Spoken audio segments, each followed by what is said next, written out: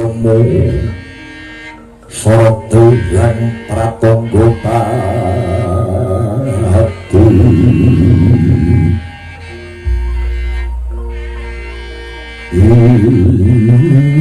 mawan setana wengi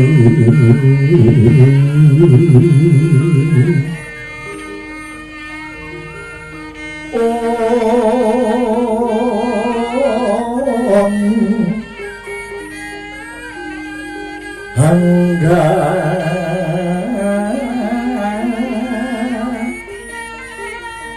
ning halto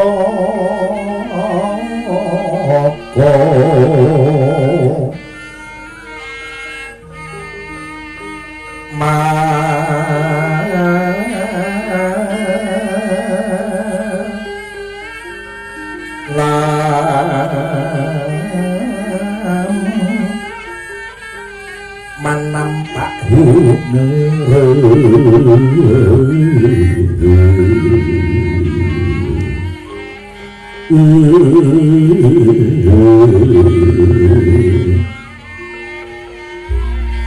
malas pingsan riro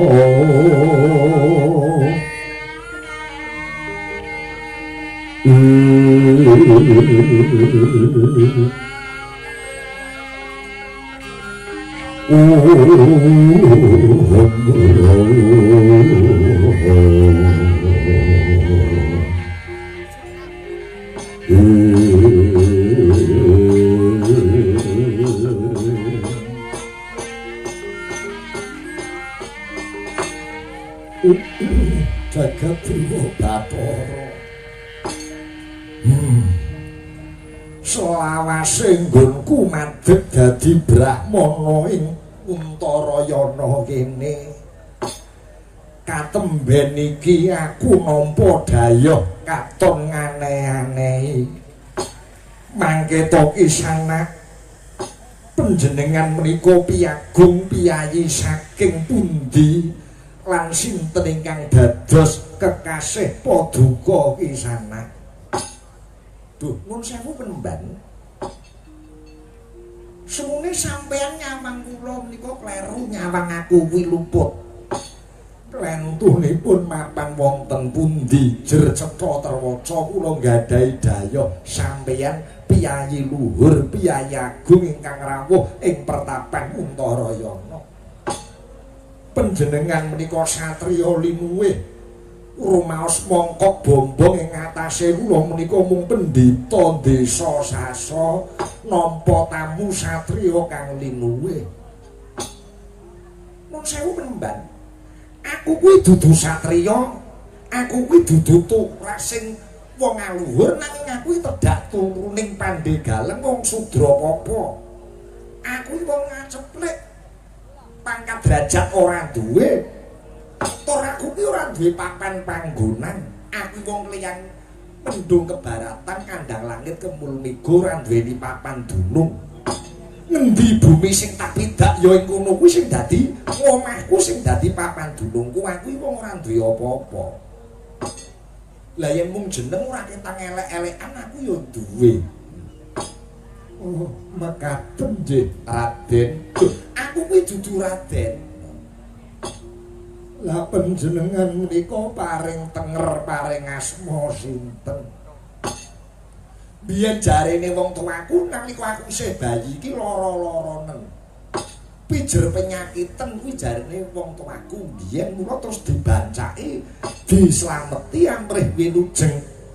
Bareng aku slamet winujeng aku jenengku diweni tenger wong tua ya kuwi Wilujeng. Oh, sampeyan Wilujeng. Pancen kaya mangkono penemban. Dalemipun saking pundi? Aku kuwi ora duwe omah. Eman-eman bagus-bagus ora duwe omah. Ya jaman saiki ki wis lumrah to penemban. Wong bagus ora kudu duwe omah. Sing pantes duwe omah ki lak wong sing elek-elek kae. Bagus kaya aku ki ora duwe omah ora apa-apa. Mergo aku wis adol bagusku. Nggih, nggih, nggih. Lajeng ingkang wonten wingking menika sinten? Ditepungke penemban. Aku ya sedulure adikku Wilujeng kuwi. Rening biyen jarene bapakku lairku kuwi dina Kemis, mula aku dijenengi Rebo. Kok mboten gathuk? Oh, sampean ora tau krungu Pak Rebo, Pak Rebo, Pak Rebo laire dina Kemis. Kuwi ya aku iki. Oh, Den Mas Rebo. Nggih, nggih, nggih, nggih. Kula niku nyawang sampeyan kekalih mesake. Ing ngatasé piyayi gagah, piyayi bagus ora duwe papan dunung mboten gadhahi griya. Nuwun sewu upami kula paringi griya ngoten ndas pundi? Ya ora apa-apa waton ora bayar. Wong aku iki senenganku ora bayar. Omah nek elek kon bayar aku ya wegah. Pomene apik kon bayar larang sisan aku megah. Mboten, mboten Raden. Mboten ngedalaken probaya. Menika wonten papan panggenan ingkang mirunggan. Nggih. Papan ingkang mirunggan menika mapan ing Kademangan Widara Kandhang. Prayoginipun ndika kekalih lenggah mapan wonten Kademangan Widara Kandhang wiwit dinten sakmenika ndika kekalih kula gantos tenger Narayana kaliyan Udawa ngoten pripun?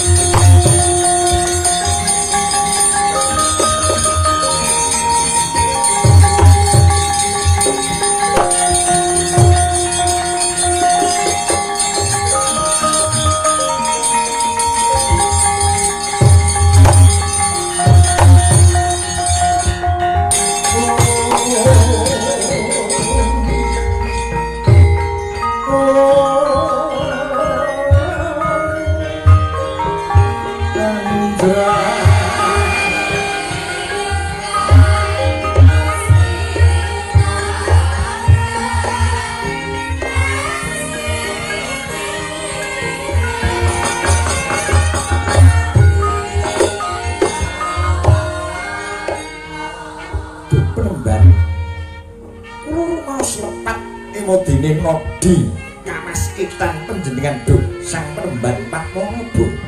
Inggih, kula pun Narayana nyunadohi samudra paksami sembah sungkem abekti kula mugi kunjuk sandhap Padha duka Penemban Patmonaba. Kula nggih nyuwun pangapunten Penemban sembah sungkem abekti mugi kunjuk. Inggih, inggih Raden. Kula malah remen menika gegojekanipun tiyang Wasis. Gegojekanipun tiyang Waskita menika nggih kados panjenengan Raden Narayana. Lho. Lah kok panjenengan Sang Penemban nyebut kula Raden? Nggih, kula sampun ngawuninganing. Lugunipun jengandika Raden Narayana menika dede putranipun Demang Sagopa. Nanging panjenengan Raden menika atmajanipun Nalendra Mandura Prabu Basudewa kaliyan Dewi Badraini wiwit bayi, wiwit jaban bayi. Dika Raden Narayana, Raden Kakrasana katitipaken mapan ing Kademangan Widara Kandhang amrih uwal saking Bebaya-pati.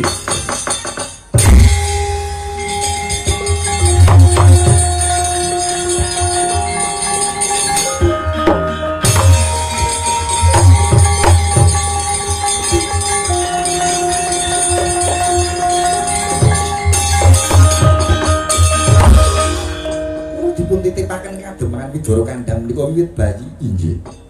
Amrih uwal saking Bebaya-pati. Ingkang ngajak pejah kula menika sinten? Wong kula menika masih bayi kok diarah patine. Menika dongenganipun panjang. Mangke sanes wanci tertamtu jengandika Raden Narayana badhe pirsa. Nuwun sewu Raden. Lugunipun sampun sawetawis panci rawuh ndika mapan wonten pertapan Untarayana menika sampun kula anti-anti, sampun kula antu-antu. kula pengin sambil jagung catur netra kelainan dika Raden Narayana menapa dipun keparengaken. Nggih. Kula nderek. Kakang sampeyan iku kapurih medal rumiyin. Kakang Dawa. Piye? Saya ayo metu njaba. Sapa sing metu njaba? Ya sampeyan. Aku seneng metu jero. Omah tekan kene wong loro barengan arep perundukan dhewe wis ta. Wis ta. Iya.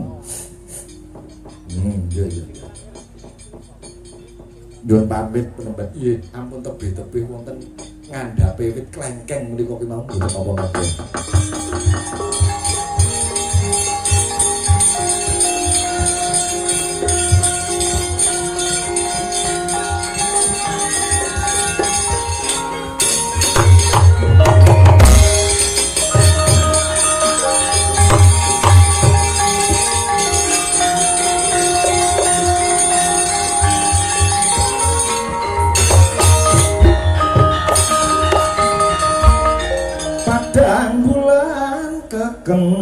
Kencaran nadangi purnama sih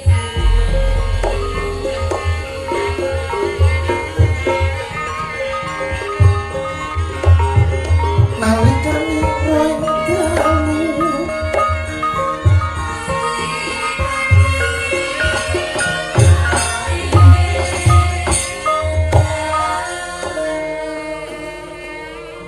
ning sampun catur netra wontenipun namung Padmanaba kaliyan dika Anggir Narayana wonten bab wigati ingkang nedya kula andharaken inggih duh penendang Padmanaba babagan menapa sami matri maring dawuh rene jengandika Raden Tuwat Majanipun Nalindra Mandura ageng tanggel jawab dika kagem tentremaken kahanan Mandura ingkang nedheng borek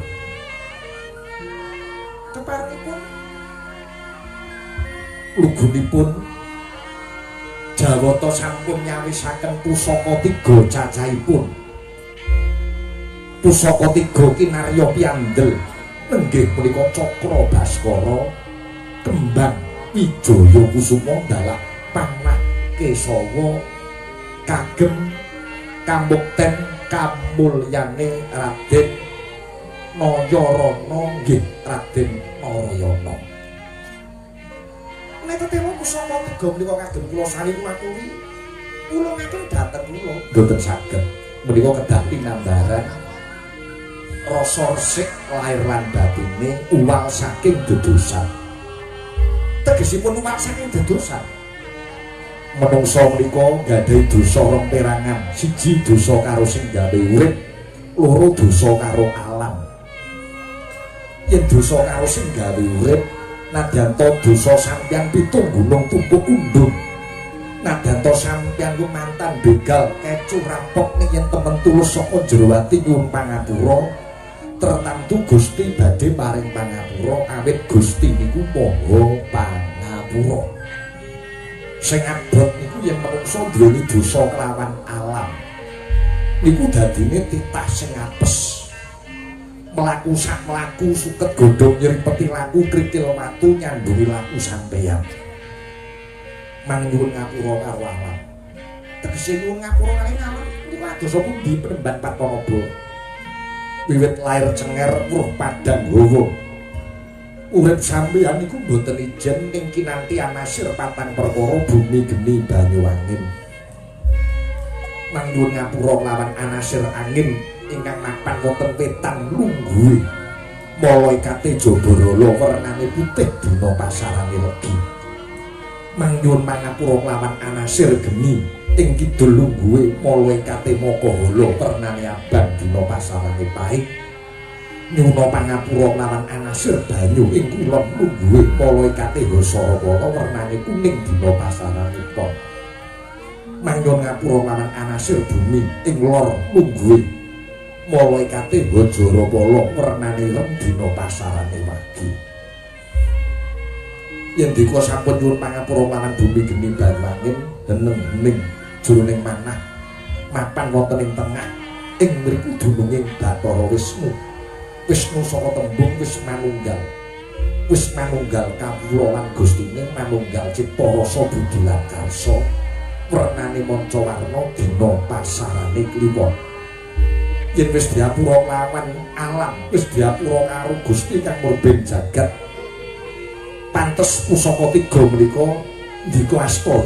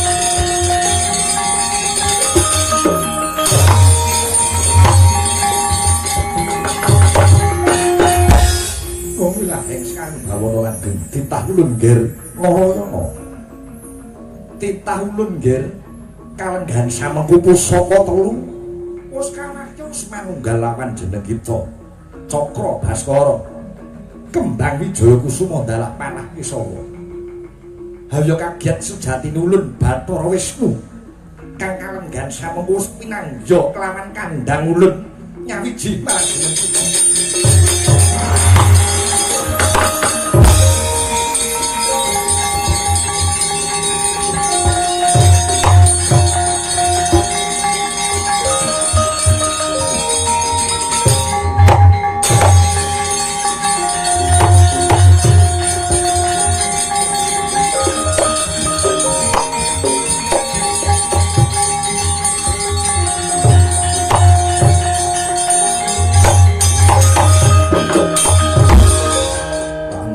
Jobo suwene ra karuan. Nganti kelengkeng sak wit tak entekke. Lah kok durung do metu. Bareng tak susul rene kok sampean mung ijin, Di. Kakang Dawa. Piye? Ora ngono ra. Legewa jebul tinemune aku antuk kamuten, antuk kamulyan. Tegese pinaringan pusaka 3 cacahe. Pusaka 3 iya. Pusaka apa wae? Cakra Baskara, kembang Wijaya Kusuma lawan panah Kisawa. Waduh, mbok aku njaluk siji, Gus. Kuwi kanggo aku kuwi jatahku. Lah padha-padha le peguru ana pertapan kene. Mbok aja serakah. Ketrimane wong iki beda-beda. Oh, ngono. Heeh. Sawise entuk pusaka 3 ya wiwit dina iki Nayarana bakal nentremke kahananing negara Mandura. Weh. Yen wis entuk pusaka 3 iki bakal nentremke kahanan Mandura. Ngrampok meneh ora. Mengko wis bakal ana cara kang prayoga cocok. Ngene kok ora nanggap wayang kebiyen-biyen. Umpama nanggap aku kebiyen-biyen mesti entuk pusaka 3 kebiyen-biyen wis. Oh, kecekel. Berarti 3 iki sing marake engko iki kondang bel. Ayo. Melu nyang Mandura ora? Ya melu kakangmu.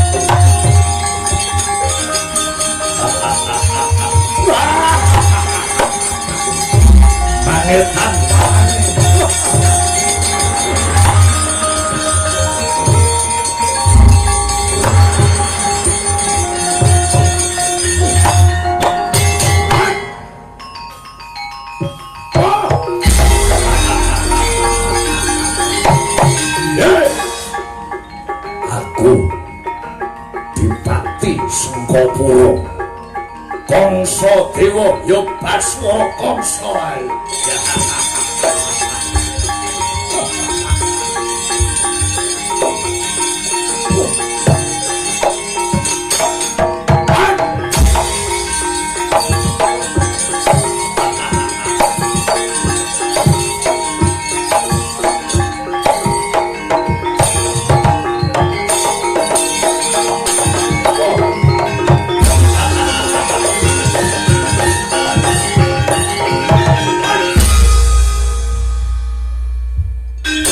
Whoa.